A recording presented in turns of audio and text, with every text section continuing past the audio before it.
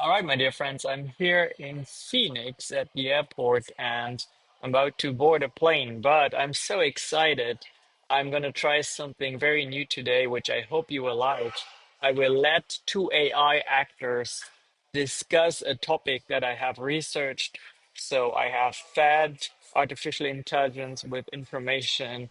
And today we're going to listen to a podcast. The two actors, I am naming them Nia and Diego. So Nia and Diego will tell you about the enigma around Bitcoin and the US government potentially having known the identity of the true Bitcoin inventor for a very long time.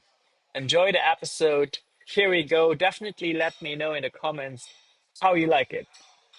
All right, ready to dive into a real head scratcher. We're tackling the enigma of Satoshi Nakamoto today. Ah, the mystery that keeps on giving, right? You said it.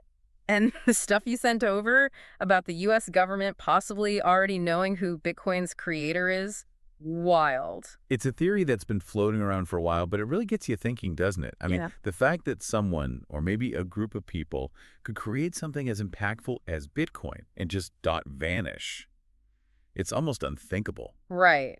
In this digital age, you leave a trail everywhere you go online. You'd figure with all the forum posts and emails from Satoshi back in the day, there'd be some clue leading to their real identity. You'd think so. Instead, we have this giant question mark. And people have come up with some pretty creative theories to try and fill in the blanks. Every few months, it seems like someone else is claiming to have cracked the code of Satoshi's identity. And how many times has that actually panned out? Zero, as far as I know. Which brings us to the big what if of this deep dive. What if the US government actually does know who Satoshi is? The source material you sent over suggests they might have figured it out years ago, like 2013. Yeah, it's definitely not outside the realm of possibility when you consider what was going on back then. Bitcoin was starting to make some serious waves, and not always for the right reasons. Remember Silk Road? How could anyone forget? That really put Bitcoin on the map, but in a way that made governments pretty nervous. Totally. It was a huge wake-up call for law enforcement. Suddenly, this anonymous, decentralized currency was being used for all sorts of illegal activities.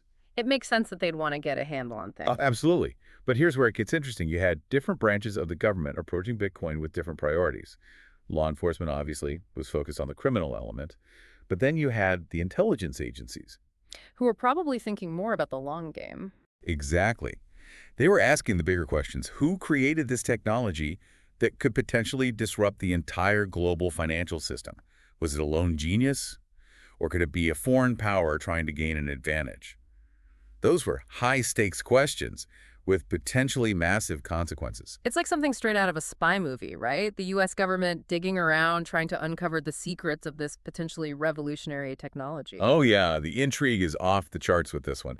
And what makes it even more fascinating is that the government already had some pretty powerful tools at their disposal thanks to the intelligence community. You're talking about Prism, right? That's the NSA's mass data collection program. The one and only. I remember when those Snowden leaks happened a few years back, it felt like everyone was freaking out, changing passwords left and right. It definitely shook people up, and rightfully so. It was a stark reminder of just how much data is being collected on ordinary citizens every single day. And Prism was at the heart of that controversy. We're talking about scooping up emails, browsing histories, chat logs, basically a digital dragnet on an unimaginable scale. And somewhere in that mountain of data, the theory goes, they thought they might just find a trace of Satoshi Nakamoto. Exactly. And they had a method they thought might work too, stylometry. Stylometry. All right, you've got to break that one down for me. Basically, it's a way to analyze someone's writing style with incredible precision. It's almost like taking a linguistic fingerprint. Hold on, are you saying you can track someone down just based on how they write? That sounds a little far-fetched. It might sound crazy, but it's actually a pretty well-established technique. Think about it. Everyone has their own quirks in the way they write, I guess so, yeah. like the way you structure your sentences, your punctuation, heck, even the words you choose. All of that adds up to a unique linguistic fingerprint. And the thing is, it's surprisingly consistent, even across different platforms and over time. So you're saying that even if I try to hide my identity online, the way I write could give me away. It's definitely possible. And that's what makes the Satoshi connection so interesting. The government had a decent amount of writing samples to work with the Bitcoin white paper, forum posts, Enough emails. to create a linguistic profile. Precisely. And once they had that profile, they could run it against the massive database they'd compiled through Prism. So they were basically searching for a needle in a haystack, but the needle was Satoshi's writing style. Exactly. Can you imagine if they'd actually found a match? It would have been huge, a major intelligence victory. They'd know who was behind this potentially disruptive technology. But that brings us to the biggest mystery of all. If they did find a match, why haven't we heard about it? Why keep it a secret? It doesn't make a lot of sense, does it? If they had the tools and the motive to unmask Satoshi, why not shout it from the rooftops? Why all the secrecy? Well, the source material throws out a few possibilities, and they're pretty interesting when you consider the timing. This was right after the Snowden leaks, remember.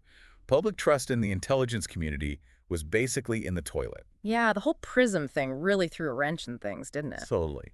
So imagine if, on top of everything else, the government revealed that they were using Prism to track down someone like Satoshi. Not exactly a good look. Not at all. It would just added fuel to the fire and led to even more scrutiny and backlash. Yeah. Very possible they just decided it was easier to keep it under wraps. Just sweep it under the rug. Exactly.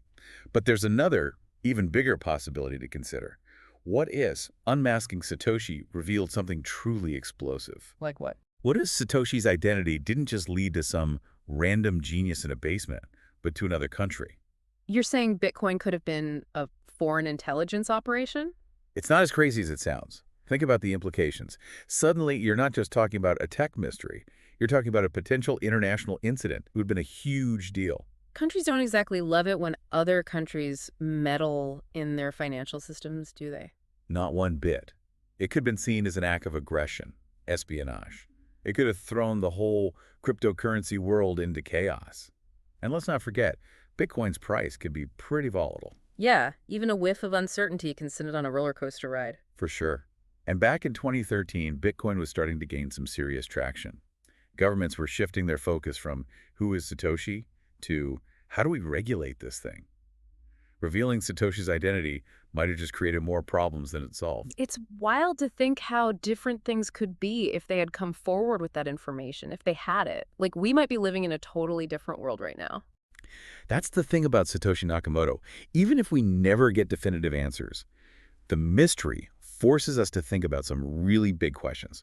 Questions about anonymity, privacy, the power of technology, the limits of government surveillance. Those are some heavy topics. They really are. But they're also incredibly relevant. And they're not going away anytime soon, whether we ever truly uncover the identity of Satoshi Nakamoto or not. That's something to ponder on, isn't it? It sure is. If you were Satoshi, knowing what we know now, would you want to step into the spotlight? Would you claim your creation, or would you prefer to remain a mystery?